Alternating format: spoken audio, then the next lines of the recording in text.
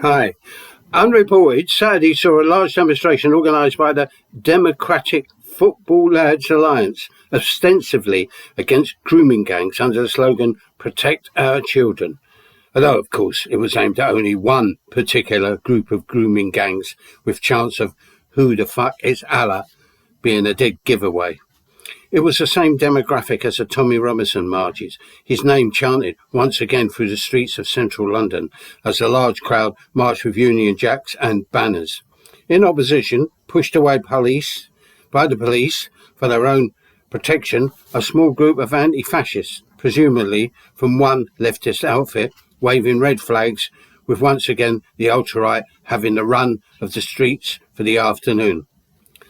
Many of these undoubtedly plebeian marchers regard Starmer and his government as communist. If they vote at all, it will be for Reform UK, although many of them are now thinking that Farage is a bit too pink for their rabid nationalist and xenophobic tastes.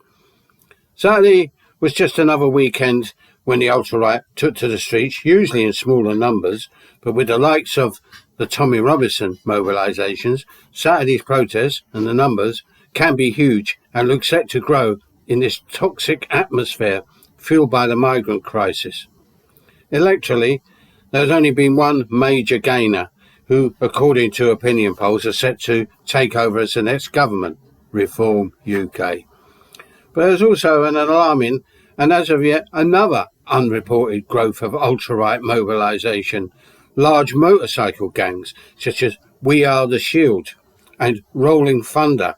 Again, like the Democratic Football Lads Alliance, these are mainly late middle-aged working-class men, many of them claiming to be ex-military. The now pathetic left will have to rely upon the police to protect them against these semi-paramilitary forces, should it come to street confrontation. What will happen if and when a younger cohort of Generation X, many of them now leaning to the populist right, also start mobilising on the streets or joining these ultra-right mobilisations? More urgently, how can this be stemmed or maybe even turned in another direction? Can genuine anti-establishment currents arise that really are against the system?